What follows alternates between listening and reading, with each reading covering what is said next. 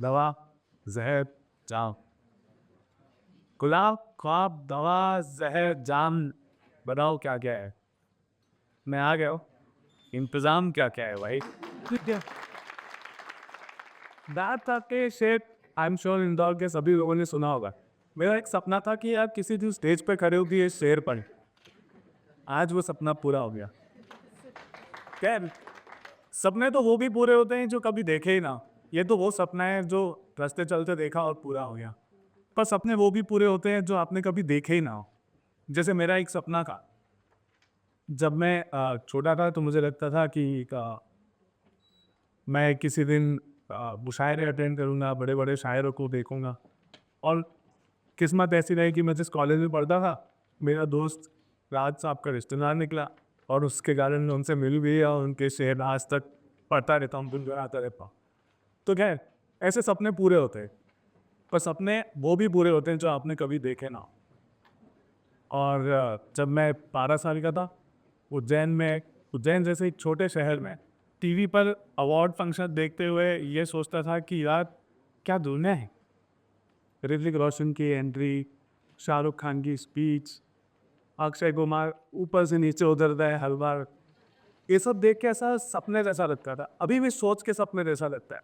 लेकिन 22 साल बाद कुछ ऐसा हुआ कि वो 12 साल का लड़का उसी एरिना में बैठा था, दूसरी रुख, और सामने वही शाहरुख खान खड़ा था, जिसे देखकर वो सोच रहा था कि यार ये तो कभी सपने में भी नहीं सोचा था, ये कैसे पूरा हो गया। लाइफ इज समथिंग जो आप कभी सोचते नहीं है, उससे भी 2 कदम आगे में आपके लिए सोचती है। तो सपना हम देखते हैं, लेकिन there is a plan which is waiting for you beyond the dreams. तो मैं ये बात नहीं करूंगा कि आपको अपना सपना पूरा करने के लिए क्या करना चाहिए क्या नहीं करना चाहिए। मैं ये बोलूँगा कि सपना अगर पूरा हो अच्छी बात है, नहीं पूरा हो तो शायद वो सपना पूरा होने वाला है जो हमने कभी देखा ही। So life has its own plans. तो अब ये 12 साल का बच्चा, जिसने कभी सोचा ही नहीं था कि वो आईफा अवार्ड्स में जाएगा, सामने शाहरुख खान को देखा उसमें और उसने सोचा कि यार ये तो वो सपना था जो देखा ही नहीं। अब तो वहाँ 2 बार स्टेज पर गया, उसे 2 अवार्ड मिले। और उसने जब सोचा तो उसे लगा कि यार मैं स्टेज पर गया, शाहरुख खान सामने था और मैं उसे हग ही नहीं कर पाया। आई बस साफ बगल में साफ, जैसे मैं यहाँ खड़ा हूँ वहाँ शाहरुख खान थे, अवार्ड भी लिया, लेकिन मुंह से ये नहीं निकल पाया कि सर क्या मैं आपको हग कर सकता हूँ। तो वो एक रिग्रेट है जो शायद जिंदगी में रहेगा। लेकिन अच्छी बात यह है कि मुझे 2 आईफा अवार्ड्स मिले। आगे बढ़ते हैं। ये जो 12 साल का बच्चा था, इसने कभी सोचा नहीं कि ये आईफा अवार्ड्स में जाएगा। वो बच्चा तो उड़ना चाहता था, जैसा कि ये जवानी है दीवानी में कहा था उसने कि नैना बनी मैं उड़ना चाहता हूँ, गिरना चाहता हूँ। वैसे ही वो 12 साल का बच्चा पायलट बनना चाहता था, प्लेन उड़ाना चाहता था। लेकिन जब 6 साल तक उसने सपना यही देखता रहा कि मैं एक दिन प्लेन उड़ाऊंगा, छठी क्लास से 12वीं क्लास में आ गया, सन 2008 आया, और तब पायलट बनना एक क्रैशिंग प्रोफेशन था, बिकॉज रिसेशन हो गया। और कौन माँ बाप अपने बच्चे को एक ऐसी इंडस्ट्री में जाने देते जिसका मार्केट ऑलरेडी डाउन था। तो हमारी नैया अटक गई कि अब क्या करें। खैर, बचपन से कविताएं पढ़ने का और लिखने का शौक मुझे था ही। तो सीनियर बच्चन, हरिवंश राय बच्चन की 4 लाइनें हैं जो मैं हमेशा अपने आप को बताता रहता हूँ। वो मैं आज आप सबके साथ भी शेयर करना चाहता हूँ। थोड़े एंथुसियास्टिक लोग हैं गए यहाँ पर। अगर मैं वो कविता बोलूँगा तो आप लोग मेरे साथ बोलना चाहेंगे आगे। तो जो कविता की, मैं बहुत बड़ी कविता है 15-20 लाइनों की, हम ज़्यादा बोर नहीं करेंगे, हम 4 लाइन पर टिके रहेंगे। और उन 4 लाइनों ने मुझे टिका के रखा है, तो आई एम श्योर आपको भी मदद कर ही देगा कभी ना थोड़ी। तो 4 लाइन ऐसी जाती है कि जब नाव जल में छोड़ दी, आ दी तूफान ही में मोड़ दी, Perubahan है होली दे दी चुनौती सिंधु को, ऋषि तू फिर धार क्या मझनार क्या। विराट क्या जब तक मेरी स्पीच खत्म होगी ना, मैं आपको ये लाइन याद करा के जाऊंगा। एनीवेज, तो अब जब पायलट का सपना छोड़ना पड़ा तो जो बच्चा था जो फिल्म में देखा था उसको तो रहता है कि यार अगर किसी चीज़ को पूरी शिद्दत से चाहो तो ऐसा, पर ऐसा शायद सिर्फ फिल्मों में होता था, असली जिंदगी में थी। तो उस लड़के ने सोचा कि चलो फिल्म ही बनाते, तो वो फिल्म बनाने का सपना लेके शुरू कर दिया मीडिया की पढ़ाई करना। अब लिटरेचर पढ़ना और समझना बचपन से शौक था, लेकिन जब इस इंडस्ट्री के बारे में सोचा तो पता चला कि ये शौक नहीं, नेसेसिटी है। इसको तो पढ़ना पड़ेगा। अगर तुम्हें स्टोरी टेलर बनना है तो लिटरेचर उसका बहुत बड़ा एक हिस्सा है। तो भाई लिटरेचर को हॉबी की जगह नेसेसिटी समझ के पढ़ना शुरू कर दिया। थिएटर करना शुरू किया क्योंकि थिएटर से एक्टिंग और स्टोरी टेलिंग का आर्ट समझ में आता था। वो सब करते करते एक नया सपना बना लिया। अभी एक सपना छोड़ के आए, इधर दूसरा सपना बना लिया कि अब फिल्म मेकर बनना है, डायरेक्टर बनना है। अब जब डायरेक्टर बनने का ठान ही लिया था तो हिंदुस्तान का एक ही सबसे बड़ा कॉलेज है ऑफ फिल्म मेकिंग जिसका नाम है film and television institute of India, Pune. तो सोचा कि अब जब यही करना है तो फिर बेस्ट कॉलेज से करना है। पढ़ाई करना शुरू कर दिया।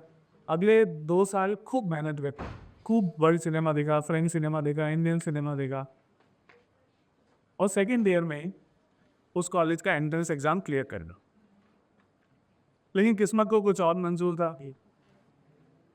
एक अंडर ग्रेजुएट लड़का जो सेकेंड ईयर में, उसको पोस्ट ग्रेजुएशन कॉलेज में एडमिशन कैसे मिलता?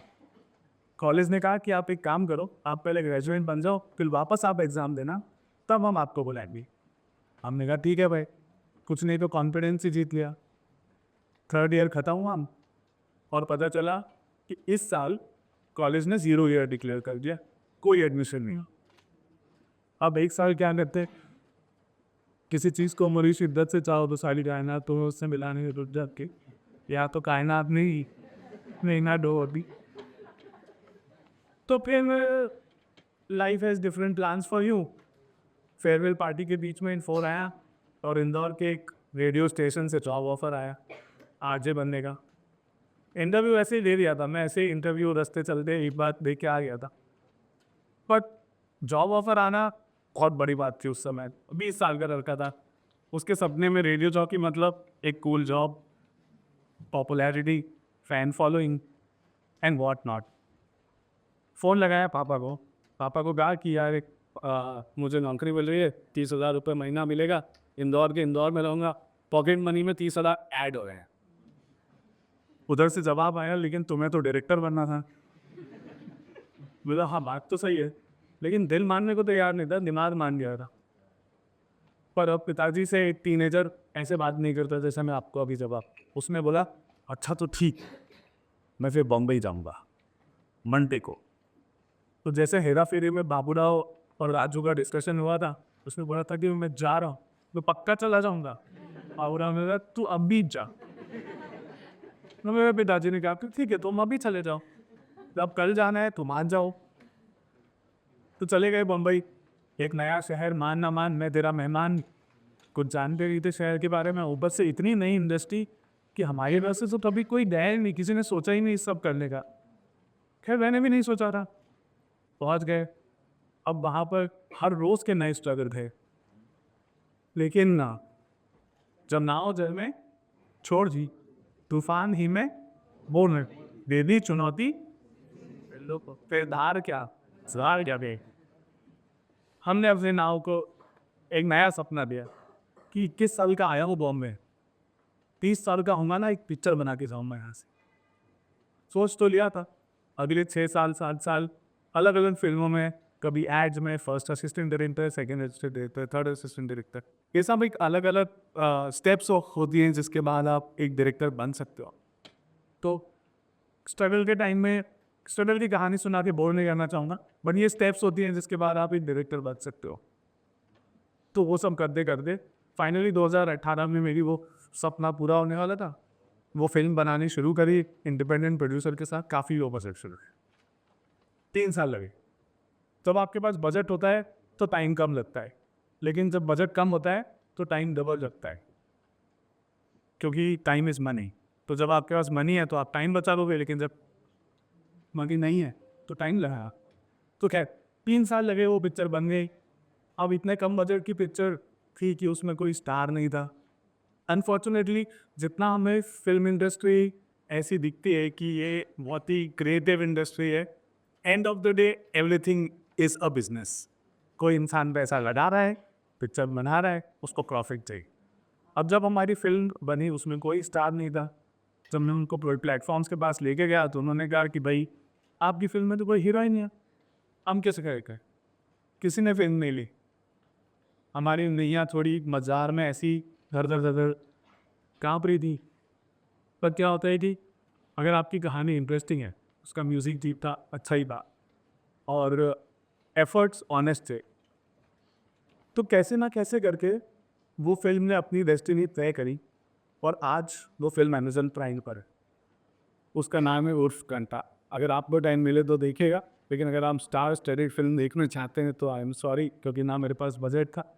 तो अगर इंटरेस्टिंग स्टोरी में आपका इंटरेस्ट है तो आप ज़रूर देख। खैर, तो अब ये फिल्म बनी, पर पहुँचते पहुँचते 3-4 साल लग गए। उसने मुझे डायरेक्टर तो बना दिया, लेकिन इतना कुछ सिखा दिया जो शायद मैं कभी सीख नहीं पा, कोई इंस्टीट्यूट से नहीं सीख पाता। जो 3 साल पहले जब स्ट्रगल के समय वो कॉलेज ने मना किया था, वो शायद इसीलिए किया था कि मैं करके सीखूं। गलती करके सीखना भी एक तरह से लर्निंग ही होती है। तो हमने छोटे छोटे काम किए, गलतियाँ करी, सीखते कहीं। पर खैर उसी फिल्म के बाद मैंने काफ़ी आयंस वगैरह भी डायरेक्ट किए, लेकिन वो फिल्म बनाता और एज बनाता तो शायद आप मुझे यहाँ नहीं बुलाते हैं। यहाँ आने के लिए मेरा 12th फेल होना ज़रूरी था। तो फिर 12th फेल हुई ज़िंदगी में। अब अगर आप डायरेक्टर बन चुके हो और मुझे जब 12th फेल के लिए कॉल आया तो एक फर्स्ट एडी का जॉब ऑफर था।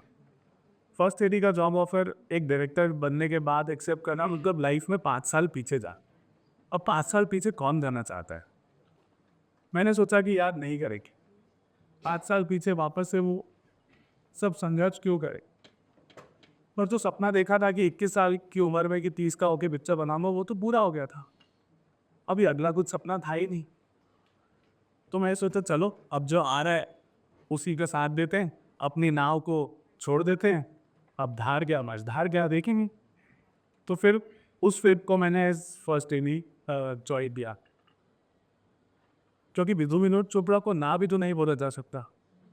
जो आदमी 50 साल से फिल्म बना रहा है, जिसने आपको परिंदा दी, जिसने आपको 1942 लव स्टोरी दी, आज की जनरेशन के लिए जिन्होंने आपको मुन्ना भाई दी, 3 इडियट्स दी, पीके दी, उस आदमी को ना कैसे कहेगा वो बच्चा जो 12 साल का टीवी पर उज्जैन में बैठकर टीवी देख रहा था और सोच रहा था कि यार ये तो सपनों की लुगाई है।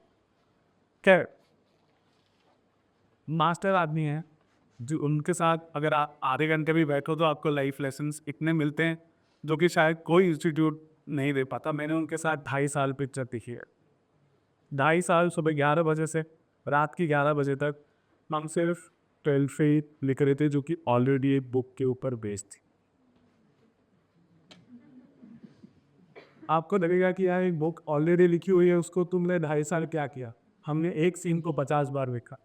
हमने कोशिश किया कि एक बात मास्टरपीस बनाने में उसे टाइम लगना चाहिए, वो लगे।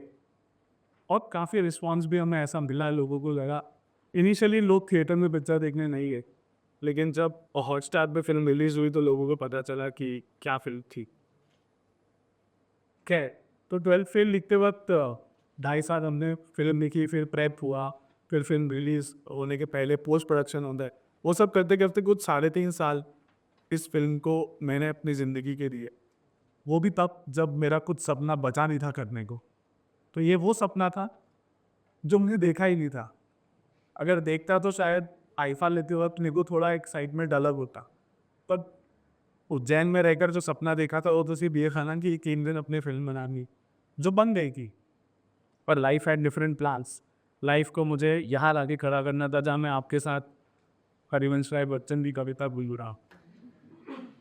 तो खैर, विनोद सर के साथ जो भी लाइफ लेसन्स मिले, सीखा, उसका सबसे बड़ा पॉइंट ये था कि मैं जो डायरेक्शन के पीछे आँख बंद करके भाग रहा था, जब से मैं बॉम्बे पहुंचा था। उन्होंने मेरे अंदर एक राइटर ढूंढ लिया। 15 दिन मैं उनके यहाँ फर्स्ट एड ही था। उसके बाद उन्होंने बोला कि यार तू क्रिएटिव आदमी है, तू मेरे साथ फिल्म लिखेगा। मैं उनके साथ फिल्म लिखने बैठ गया। अब रोज़ सुबह 11 से रात की 11 तक जब हम स्क्रिप्ट लिखते रहते थे, no Sundays, Diwali, Dussehra, friends, family सब गायब, बस काम। तो करते करते एक दिन कुछ लाइन में लिखा और सर ने बोला कि ये लाइन अच्छी है। तो मैंने हम तो रोज़ 100 लाइनें लिख रहे हैं, ये लाइन अच्छी है मतलब क्या हो। पर ठीक है, अब सर ने बोला है तो बोला है, मैं आप मास्टर ने बोला तो बोला है। लिखते रहे लिखते रहे लिखते रहे। अगले दिन सुबह वापस 11 बजे पहुँचे। सर अपना जिम 9 से 11 जिम करते थे। वो जिम करके वापस आए और उन्होंने बोला यार कल तूने वो लाइन अच्छी लिखी। बोला अच्छा जी सर। अकाउंट्स में फ़ोन ले रहा हो। ठीक है, अकाउंट्स में फ़ोन लगा। यार अब he is a Punjabi fellow, एकदम ब्लंट बात करके, यार इस लड़के को 50,000 रुपये का बोनस दे। मैंने बोला हाँ 50,000 का बोनस किस बात का। ऐसे नर्सरी झुकी हुई थी, धीरे से सर की तरफ देखा कि हाँ। वो सर ने बोला कि यार दोनों वो लाइन बहुत अच्छी है, तो ये अप्रिसिएशन है, इसको आशीर्वाद समझ के रख ले।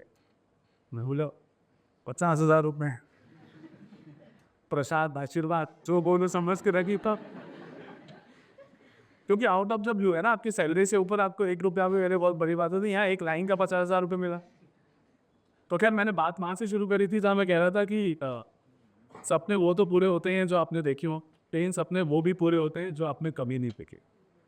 तो वो जो लाइन थी जिसके लिए मुझे 50,000 रुपये मिले, वो लाइन थी समझे कि ज़ीरो से करो दी स्टार्ट।